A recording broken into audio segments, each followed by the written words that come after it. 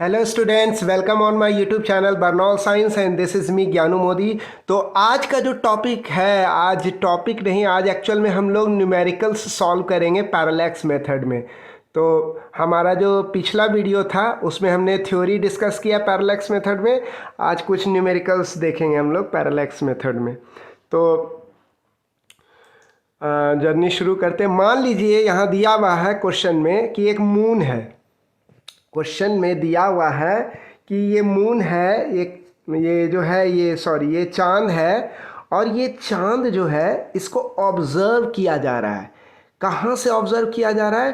To diametrically opposite points C और F से। इसके जो टू डायमेट्रिकली अपोजिट पॉइंट्स हैं अर्थ के, वहाँ से इस मून को ऑब्जर्व किया जा रहा है ना। अर्थ पर क्या है? Two diametrically opposite points. तो ये रहे two diametrically opposite points C और एफ। ये दो टू डायमेट्रिकली अपोजिट पॉइंट्स है सी और एफ, जहाँ से मून को ऑब्जर्व किया जा रहा है। इसका मतलब क्या हुआ? इसका मतलब हुआ कि एक टेलीस्कोप इधर से और एक टेलीस्कोप इधर से कहाँ पर लगाए गए हैं? दोनों टेलीस्कोप।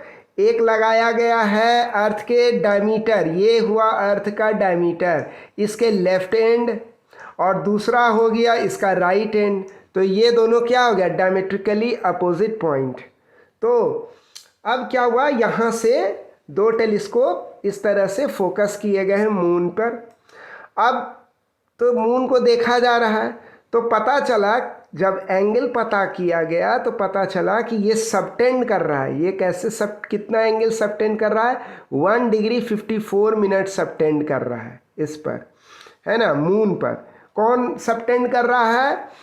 कौन सबटेंड कर रहा है? तो ये सबटेंड कर रहा है ये अर्थ का डायमीटर। ये जो अर्थ का जो डायमीटर है, ये 1 डिग्री 54 मिनट का एंगल जो है इस मून पर सबटेंड कर रहा है। तो फिर आगे कहा गया है, तो ये जो 1 डिग्री 54 मिनट है, ये टोटल हो जाता है 114 सेकेंड, है ना। तो हमें कहा गया है, और इसके बाद कहा गया कि ये जो अर्थ है ना, उसका डायमीटर कितना है? अर्थ का डायमीटर है 1.276 इंटू 10⁻7 मीटर। ये हो गया आपका अर्थ का डायमीटर। तो अब हमें पता करना है, कंप्यूट करना है, निकालना है कि मून का डिस्टेंस अर्थ से क्या है। ये स्मॉल डी हमें पता करना है। यही है क्वेश्चन। यानी आपको डेटा क्या क्या दिया हुआ है? आपको डेटा में जो दिया हुआ है, आपको एक डेटा दिया हुआ है, ये एंगल ऑफ पैरेलैक्स दे दिया है आपको। दूसरा डेटा आपको अर्थ का डायमीटर दे दिया है। यानी ये क्या एक्ट करेगा? एक बेसिस के तरह बिहेव करेगा अर्थ का डायमीटर। और आपको निकालना क्या है? ये स्मॉल डी, यानी कि धरती और मून के बीच, अर्थ और मून के बीच जो ये डिस्टेंस है, ये निकालना है। तो वेरी सिंपल, बहुत ही आसान है। हम लोग जो पिछले वीडियो में देखे थे, पैरेलैक्स इक्वेशन को डिराइव किए थे, तो हम लोग अभी सीखेंगे कि कैसे क्या करना है। तो सबसे पहली बात कि हम लोगों को क्वेश्चन में क्या दिया गया? 1 डिग्री 54 मिनट्स ये एंगल दिया हुआ है। ये कितना हुआ? टोटल मिनट कितना हुआ? ये टोटल मिनट हो गया 114 मिनट्स हो गया। अगर हम 1 डिग्री 54 मिनट्स कहें तो इसमें से जो ये 1 डिग्री है, ये 1 डिग्री जो होता है, ये 60 मिनट्स के बराबर है। ये 1 डिग्री 60 मिनट्स के बराबर है। और ये 54 मिनट्स जो है, इस 60 मिनट्स में ये 54 मिनट्स जोड़ देंगे तो पूरा का पूरा एंगल जो है, जो डिग्री में है, मिनट में है, वो पूरी तरह से कन्वर्ट हो जाएगा सिर्फ मिनट में। तो एक बार जब ये हो गया 114 मिनट्स हो गया, तो अब हम लोग इस 114 मिनट्स को क्या करेंगे? इसको कन्वर्ट कर देंगे। 114 मिनट्स को कन्वर्ट कर देंगे। किस में कन्वर्ट करेंगे? इसको कन्वर्ट करेंगे सेकेंड्स में। तो जब हम लोग इसको सेकेंड्स में कन्वर्ट करेंगे, तो मिनट्स को सेकेंड्स में कन्वर्ट करने के लिए क्या करना पड़ता है? इसके लिए जो है 114 मिनट्स को मल्टीप्लाई करेंगे 60 से। क्यों? क्योंकि एक मिनट में होते हैं 60 सेकेंड। तो 114 मिनट में हो गए 114 इंटू 60, यानी कि सेकेंड हो गया हमारा 6840 सेकेंड। यानी कि ये जो एंगल है ना, इसकी वैल्यू जो है सेकेंड में हो गई 6840 सेकेंड। तो अब ये सेकेंड में कन्वर्ट हो गया, लेकिन हम लोग जानते हैं, हम लोग को ये थीटा को क्या करना है, इसको ना तो मिनट में रहने देंगे, ना सेकेंड में रहने देंगे, ना ही इसको डिग्री में रहने देंगे। तो किस में फाइनली चेंज करना है, हमें इस एंगल को रेडियन में कन्वर्ट करना है। इस पैरेलैक्स एंगल को हमें रेडियन में कन्वर्ट करना है। तो एक रेडियन एक सेकेंड में कितना रेडियन होता है, तो एक सेकेंड में होता है 4.85 इंटू 10⁻⁻6 रेडियन। तो इतना सेकेंड में कितना रेडियन हो गया, मल्टीप्लाई कर दिए, है ना। तो ये हमें थीटा क्या हुआ, ये पूरी तरह से अब रेडियन में कन्वर्ट कर हो गया। तो रेडियन में जब कन्वर्ट हुआ तो वैल्यू क्या आया, वैल्यू आया हमको इतना, वैल्यू आया हमको रेडियन का वैल्यू ये आया। तो डेसिमल प्लेस को क्या किए हम, ये फर्स्ट जो नॉन ज़ीरो डिजिट है उसके बाद ये डेसिमल शिफ्ट किए। तो डेसिमल शिफ्ट करने के लिए क्या करना पड़ा हमको ये शिफ्ट हुआ, तो ये पावर कितना हो गया, 10⁻⁻2 रेडियन हो गया, है ना। तो अब इसको सॉल्व करेंगे आगे। तो यहाँ तक क्या हुआ हमारा, यहाँ तक हमारा जो है ये हमारा थीटा जो है, ये जो हमारा थीटा पैरेलैक्टिक एंगल है, ये रेडियन में निकल गया। ये जब रेडियन में निकल गया तो अब जो है, अब ये ही हमको निकालना था, ये थीटा इन रेडियन कन्वर्ट करना था। हमने बताया था आपको कि भाई थीटा जब भी दिया हुआ रहे प्लेन, ये जो पैरेलैक्टिक एंगल है, ये जब भी किसी भी फॉर्म में रहे, मिनट में रहे, डिग्री में रहे, सेकेंड में रहे, तो सबसे पहला काम क्या करना है, हमको इसे रेडियन में कन्वर्ट करना है। तभी जा कर के हम लोग जो है इसको पैरेलैक्स इक्वेशन में यूज़ कर पाएंगे। तो अब ये रेडियन में कन्वर्ट हो गया।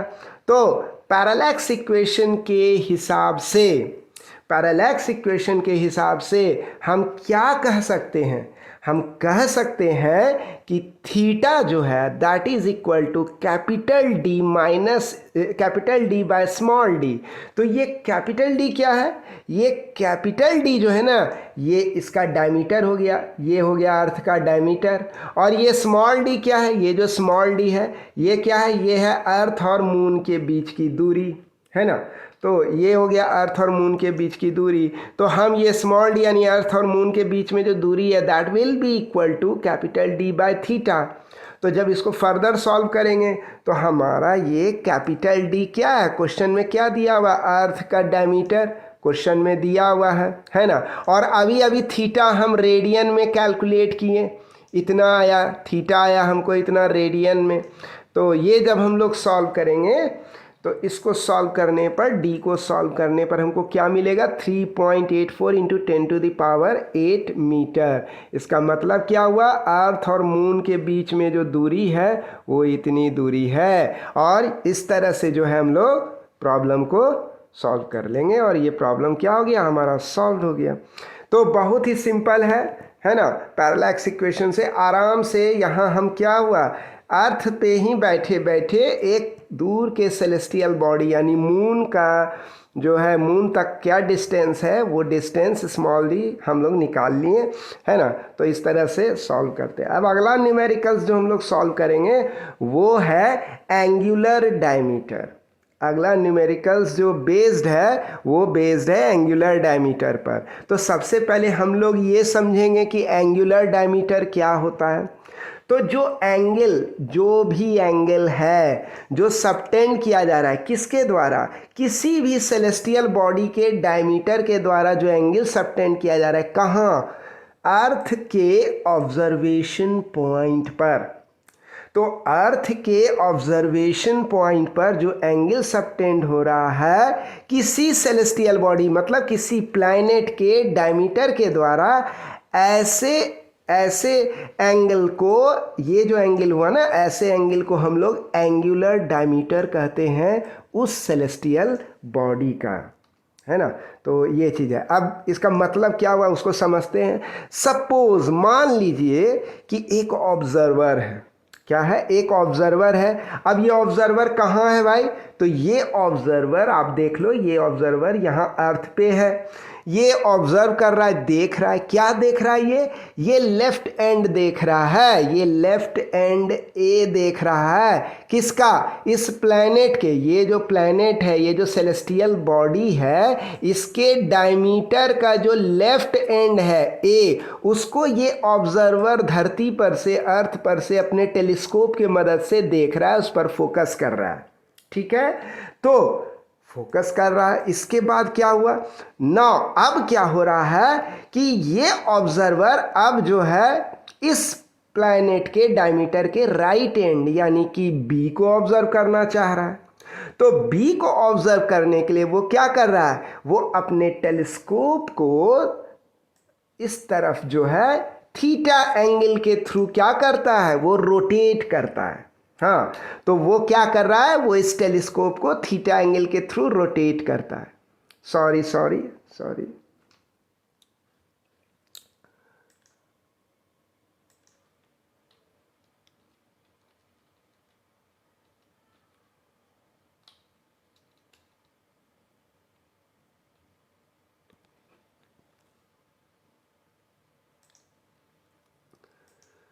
तो ये ऑब्जर्वर जो है उस टेलीस्कोप को क्या करता है, थीटा एंगल के थ्रू रोटेट करता है। क्यों, ताकि वह पॉइंट बी को जो है वह देख सके। वो किसको देख सके, वो इस पॉइंट बी को प्रॉपरली जो है, तो वो क्या करता है, तो वो जो है वो अपने इस टेलीस्कोप को, ये जो ऑब्जर्वर आप देख रहे हैं, ये ऑब्जर्वर अपने इस टेलीस्कोप को थीटा एंगल के थ्रू रोटेट करता है ताकि वो इस प्लैनेट के डायमीटर के राइट एंड बी को देख सके।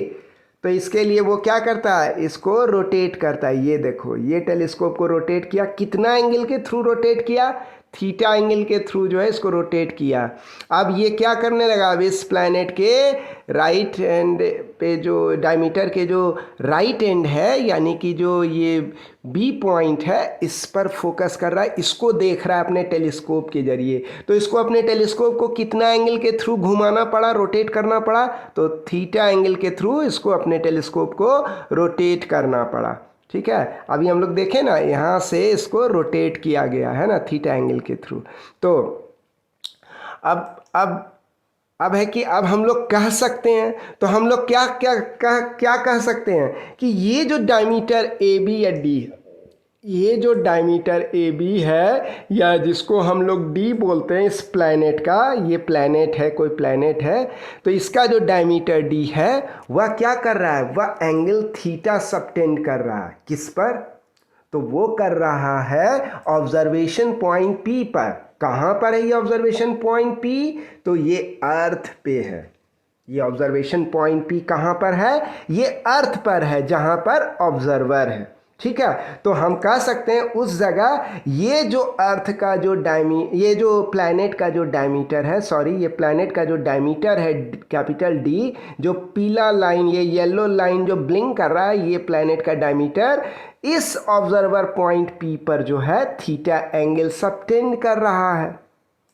तो हम कह सकते हैं कि ये जो थीटा एंगल है ये क्या हो गया, इस प्लैनेट का, ये जो प्लैनेट है, ये जो मेरा पॉइंटर घूम रहा है, इस प्लैनेट का ये जो थीटा एंगल हो गया, एंगुलर डायमीटर हुआ। इस प्लैनेट का क्या हो गया, ये थीटा एंगल एंगुलर डायमीटर हो गया, क्योंकि ये थीटा एंगल किसको कॉरस्पॉन्ड कर रहा है,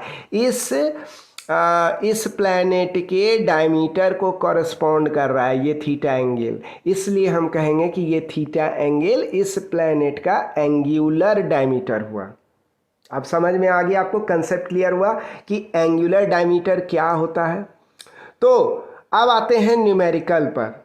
तो अब आता है कि ये जो सन का, सूर्य का जो एंगुलर डायमीटर है, क्वेश्चन है, ये दिया हुआ है, ये क्वेश्चन है, इसमें दिया हुआ है कि सूर्य है, उसका जो एंगुलर डायमीटर है, अर्थ के किसी पॉइंट पर एक ऑब्जर्वर है पी पॉइंट पर, और सूर्य का जो एंगुलर डायमीटर है वह निकल करके आ रहा है 1920 सेकेंड्स। ये सूर्य का, सन का एंगुलर डायमीटर दिख रहा है, यानी ये थीटा 1920 सेकेंड्स। तो अब कह रहा है कि ये जो डिस्टेंस है d, यानी कि ये सूर्य और अर्थ के बीच में जो ये डिस्टेंस है, ये सन और अर्थ के बीच में जो दूरी है, ये दूरी कितनी है? ये है 1.496 इंटू 10⁻11 मीटर, ये दूरी है ना। और ये जो दूरी है अर्थ और सन के बीच में, ये दिया हुआ है क्वेश्चन में, ये डाटा अवेलेबल है, यही है वो डाटा। अब तो कह क्या रहा है? अब कह रहा है कि पता करना है हमको कि ये सूर्य जो है, ये जो सन है, इसकी डायमीटर क्या है। हमें सन की डायमीटर पता करनी है, यानी कैपिटल D, यानी सन का डायमीटर हमको कैलकुलेट करना है। तो ये स्मॉल d दूरी दिया हुआ, एक डेटा ये दिया है, दूसरा ये एंगुलर डायमीटर जो है सन का 1920 सेकेंड्स दिया हुआ है। तो हम कह सकते हैं यहाँ पर कि सूर्य का जो एंगुलर डायमीटर है वह कितना है? वह थीटा है, और उसकी वैल्यू कितनी है? 1920 सेकेंड्स। और 1920 सेकेंड्स को जब रेडियन में कन्वर्ट करेंगे, हम कहे थे आपको पहले भी कि जब भी पैरालैक्टिक इक्वेशन को आप उसको यूज़ करोगे, आपको एंगल जो है, जो सेकेंड में दिया है, मिनट में दिया है, किसी भी यूनिट में दिया हुआ है, किसी भी तरह से दिया हुआ है, आपको सबसे पहले उसको रेडियन में कन्वर्ट करना है।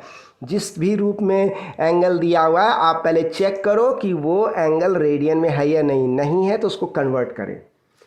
अब इसके बाद क्या किया जा रहा है कि ये जो थीटा है जो हमें रेडियन में मिला, ये कितना मिला? 9.31 इंटू 10⁻³ रेडियन, यानी इतना हो गया एंगुलर डायमीटर सन का।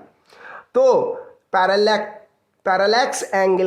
पैरालैक्स इक्वेशन कहता है theta is equal to distance of the planet और the celestial body from the earth bye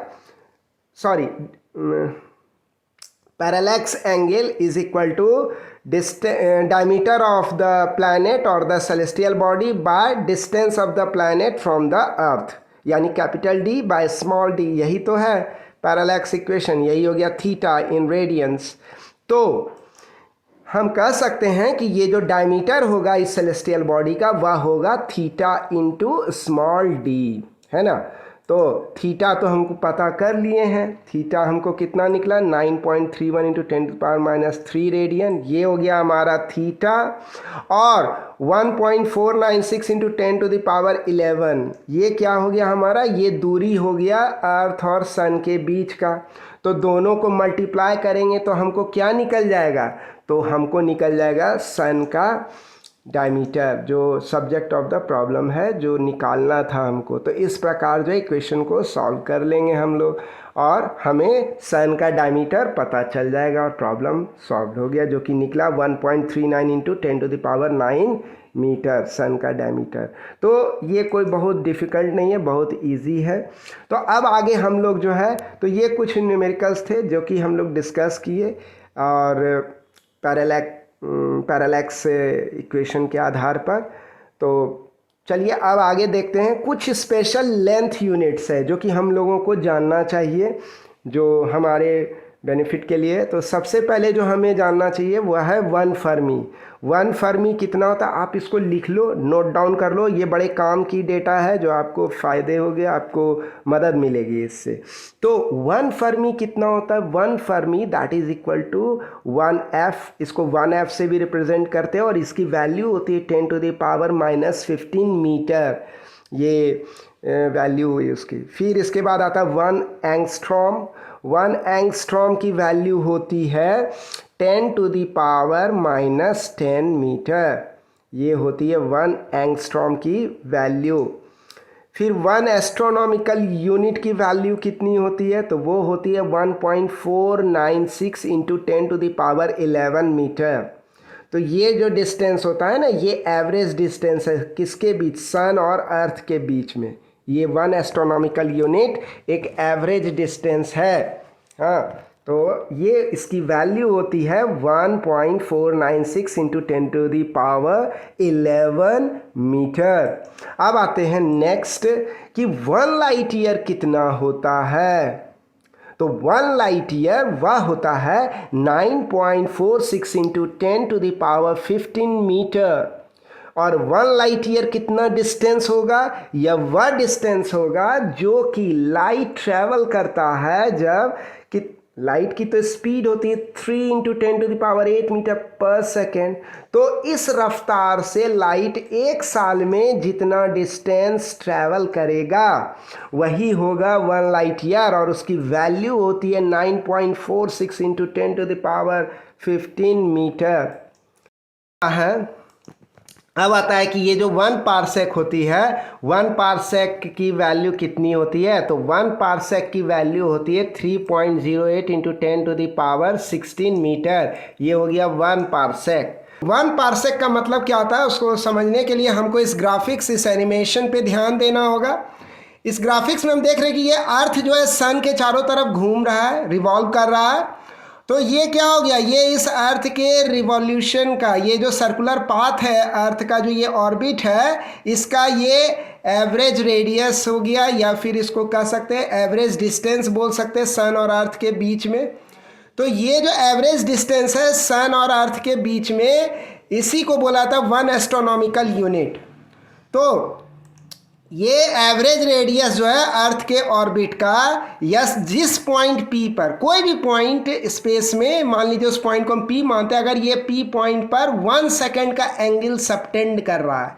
कौन सबटेंड कर रहा है? अर्थ का ये एवरेज रेडियस, अर्थ के ऑर्बिट का ये एवरेज रेडियस 1 सेकेंड का अगर एंगल इस पॉइंट पी पे सबटेंड कर रहा है, तो ये जो दूरी होगा, कौन सा दूरी? दूरी जो यहाँ से, हाँ, इस एवरेज रेडियस से लेके पी पॉइंट तक का जो दूरी होगा, ये दूरी कहलाएगा 1 पारसेक। इसी को 1 पारसेक कहते हैं। मतलब ये एंगल 1 सेकेंड का होना चाहिए। तो ये दूरी जो है ना, एवरेज रेडियस से लेकर के इस इमेजिनरी पॉइंट पी तक का दूरी जो है, ये कहलाएगा 1 पारसेक, ये डिस्टेंस। और इसकी जो न्यूमेरिकल वैल्यू जब कैलकुलेशन करके निकाली गई तो वो निकली 3.08 इंटू 10⁻16 मीटर। ये हुआ 1 पारसेक का वैल्यू। तो आपने देखा कि 1 पारसेक कितना होता है, और इस कंसेप्ट को भी समझा, 1 पारसेक के कंसेप्ट को इस एनिमेशन से। ठीक है, आगे बढ़ते हैं। तो अब हम जो है आपको, ये था हमारा पार्ट 5। इस वीडियो में हमने न्यूमेरिकल्स डील किए, हमने पैरेलैक्स मेथड के कुछ 2 न्यूमेरिकल्स को हमने समझा, कुछ ख़ास तरह के स्पेशल यूनिट्स को भी हमने समझा। तो अगला पार्ट जो होता है ना, उस पार्ट में हम लोग एरर शुरू करेंगे, और ये जो एरर है ये चैप्टर पार्ट 6 में शुरू होगा, यानी अगले वीडियो में शुरू होगा। तो अगर आप यूनिट्स एंड मेजरमेंट चैप्टर यानी चैप्टर 1 क्लास 11 फिजिक्स को अच्छे से समझना चाहते हैं तो आप हमारे प्लेलिस्ट में जाइए, यूनिट्स एंड मेजरमेंट, और उसमें सारे वीडियोज़ को देखिए। तो आपको यह वीडियो कैसा लगा आप कमेंट करके ज़रूर लिखिए। Please drop your comments and please like, subscribe and support and share our channel Bernoulli science. तो मैं ज्ञानू मोदी अब आपसे इजाज़त चाहूँगा, है ना। Thank you, have a nice day.